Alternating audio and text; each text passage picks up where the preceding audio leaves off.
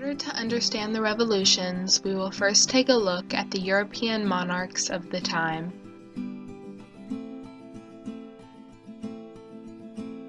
In 1516, Charles took the throne as an absolute monarch. He later on became the Holy Roman Emperor. He ruled by divine right, a concept that said that kings and queens received their power to rule from God. He signed the Peace of Augsburg, which gave the German princes the right to decide if they would be Catholic or Protestant. Spain flourished. In art, El Greco portrayed religious scenes and elongated people, and Diego Velázquez portrayed people of different social classes. In literature, Miguel de Cervantes wrote Don Quixote, and Sister Juan Inés de la Cruz produced poetry. Philip II brought in gold and silver from the colonies. He was a devout Catholic that wanted to spread his religion. The Spanish relations with England were more than strained, seeing as England was Protestant and Spain was also Catholic. The Spanish Armada was Spain's navy. It consisted of 120 ships and 20,000 soldiers and sailors. It was described as unbeatable. It was, however, beaten by the English. They gained power and influence from the victory. During the 1500s, the Catholics and the Huguenots, which were the French Calvinist Protestants, were fighting. In 1572, the French Catholic Queen ordered the killing of all the Huguenots. This was known as St. Bartholomew's Massacre. 10,000 to 70,000 were killed. He issued the Edict of Nantes, which gave Huguenots the freedom to worship, although this freedom was limited. The Palace of Versailles cancelled the Edict of Nantes, which caused all the Huguenots to leave France, and took France to war 4 times. These wars were very costly.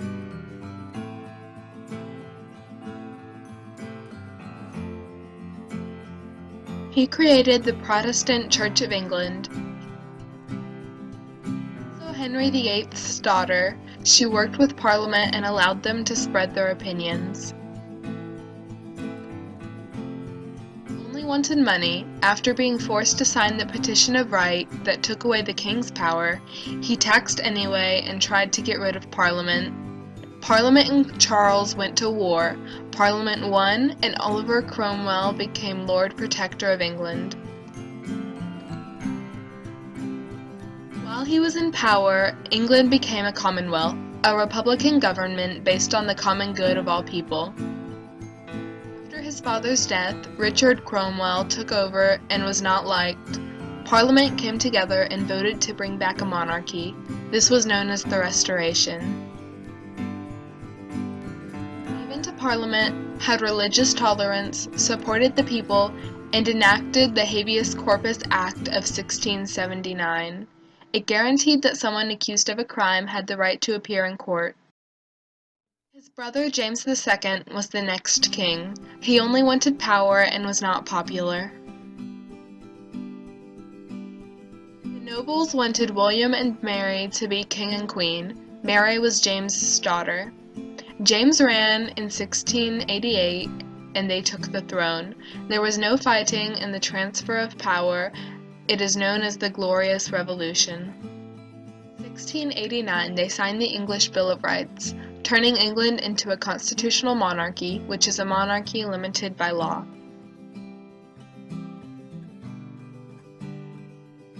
Russia was run by boyars, which were landowners and conservatives. Prince Ivan IV came to take power as a czar. When he died, Michael became czar, beginning the Romanov dynasty, which continued from 1613 to 1917. Began Westernization, which was Russia's attempt to modernize the country to catch up with the rest of Europe. She reformed education, science, and the arts. She also gave more power to the serfs. The 30 Years' War was a fight for the Habsburgs. the Holy Roman Empire, to have more power. It once again pitted the Catholics against the Protestants. It ended with the Treaty of Westphalia. It extended religious tolerance to all and reduced the power of the Holy Roman Emperor. The scientific revolution was when historians started having new theories and ideas on the world, replacing the old geocentric with the correct heliocentric theory. The effects of the scientific revolution were the beginnings of modern science, belief in progress and the power of reason, and a new view of the universe as a well-ordered system. The Enlightenment was the age of reason. Its ideas didn't go along with those of the monarchs and power. Enlightenment thinkers such as John Locke, Rousseau, Voltaire, Mary Wollstonecraft, and Adam Smith helped shape the world we have today. Key ideas of the Enlightenment were: reason can free people from ignorance, superstition, and unfair government, and the government should reflect natural laws and encourage debate. In 1765, England passed the Stamp Act, which required colonists to pay a tax for an official stamp on all legal papers. This led to the colony's slogan of "No taxation without representation." The Revolution began on April 19, 1775. George Washington was the general, as he had gained experience fighting in the 7 Years' War. In the struggle for independence from Britain, Thomas Jefferson wrote the Declaration of Independence in 1776. The British surrendered to Washington at Yorktown in 1781. With the Treaty of Paris, the British formally recognized the independence of the U.S. That occurred in 1783. The new government of the U.S. was a federal system. This divided the powers between the federal and state governments. The success of the American Revolution inspired the people of France to revolt against their monarchy. The causes of the French Revolution were inequality of wages, inequalities of life, and inequalities created by the old order, which was an old regime where the king and the nobles were supported by the peasants. The first estate was the church, the second estate contained the French nobles, and the third estate included all the peasants, which represented about 97% of the population. There were 3 groups within the third estate: the bourgeois, which represented factory owners, the sans-culottes, which were the workers, and lastly the peasants that worked in the fields. Early in the French Revolution, the Tennis Court Oath occurred. It was a gathering of people that swore they would not leave until France had a constitution. The storming of the Bastille occurred when a mob stormed the castle and killed the commander. The Declaration of the Rights of Man and the Citizen gave liberty, equality, and brotherhood, though it only applied to men. Monarchy ended with radical changes and extreme factions. France became a republic. There were 3 main leaders that emerged after the revolution: Jean-Paul Marat, Georges Jacques Danton, and Maximilien Robespierre. The king was to be executed by use of a guillotine, a device that dropped a sharp, heavy blade through the victim's neck. Fear of losing control led to a counter-revolution, which is a revolution against a government that was established by revolution. The Reign of Terror was a series of accusations, trials, and executions. All of these events weakened France's government and power. France could never find any one person or any group that could rule France effectively. Napoleon was a brilliant military commander. He led the coup d'etat in France, forcibly transferring the power to himself. He asked a public question, a plebiscite, for all voters. Did they want to declare France an empire? The answer was yes. Napoleon crowned himself Napoleon I. Napoleon wanted to control Europe and expand control in the colonies. The Napoleonic Wars were the wars of France versus Europe, Great Britain in particular. He planned a continental system, which was a blockade of Great Britain's trade with other countries.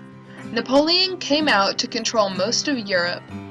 At a time, the only European countries not under his control were Great Britain, Sweden, Portugal, and the Ottoman Empire. One of Napoleon's policies was the Concordat.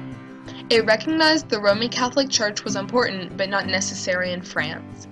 He helped spread a sense of nationalism, which is a sense of identity and the unity of people. Napoleon decided to invade Russia. Russia responded with a scorched earth policy, which meant that they burned everything before France's troops could arrive. When the winter set in, 506,000 out of 600,000 of his troops died. Everyone attacked a defeated and weakened Napoleon. He was defeated and exiled to Elba.